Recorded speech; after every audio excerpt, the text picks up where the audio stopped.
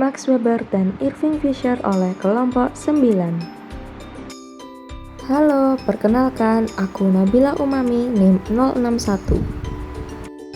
Halo, perkenalkan aku Anandita Putri Salsabila NIM 011.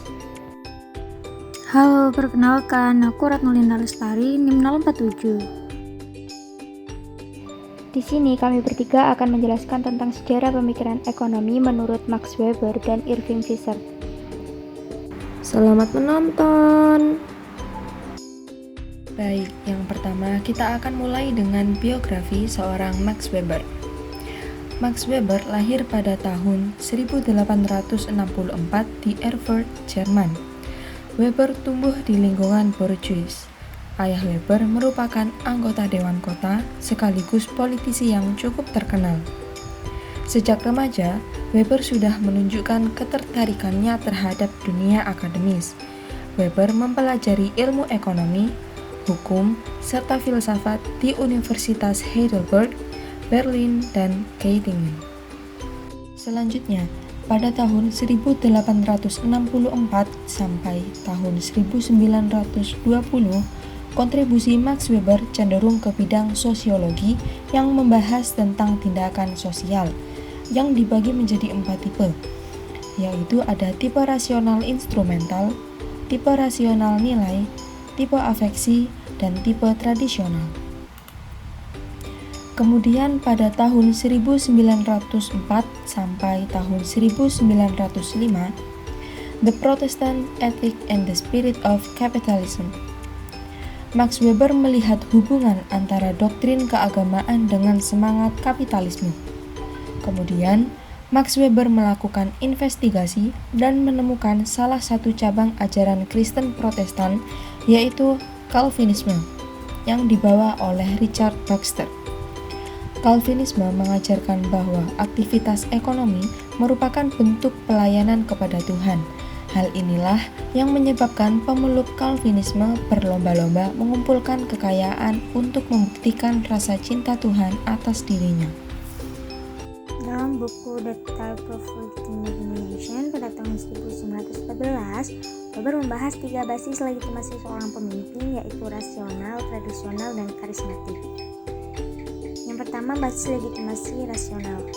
Basis ini mengacu pada seperangkat aturan hukum yang telah disepakati, seperti Undang-Undang Pemilihan Umum yang mengatur jalannya pemilihan presiden, gubernur, serta anggota dewan. Kemudian yang kedua, ada basis legitimasi tradisional.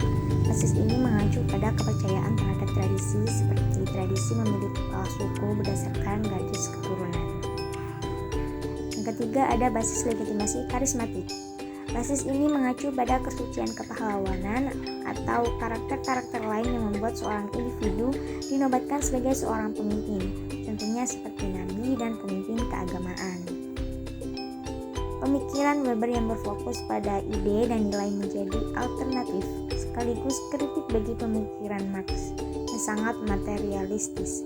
Selain itu, tulisan-tulisan Weber juga kerap dijadikan rujukan utama ketika membahas topik-topik dalam ranah sosiologi, politik, hukum, dan juga ekonomi.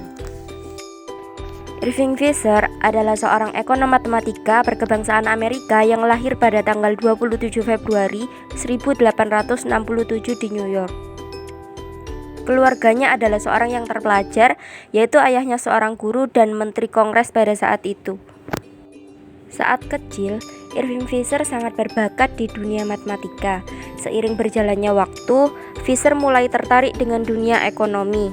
Fisher memulai pendidikan dan menjadi lulusan Universitas Yale dan disertai gelar PhD, The Mathematical Investigation in Theory of Value and Price, 1891. 2 tahun kemudian, tepatnya pada tahun 1893, ia menikah dengan Margie Hazard dan memiliki 2 anak. Kemudian ia menjadi dosen ekonomi politik dan profesor di Universitas Yale.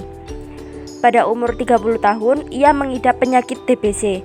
Meskipun begitu, ia tetap semangat sampai dapat mendirikan perusahaan yang bernama Index Visible Company-K. Adapun kontribusi Fisher di bidang ekonomi salah satunya dalam buku The Purchasing Power of Money dan memperkenalkan rumus matematika dalam teori kuantitas uang.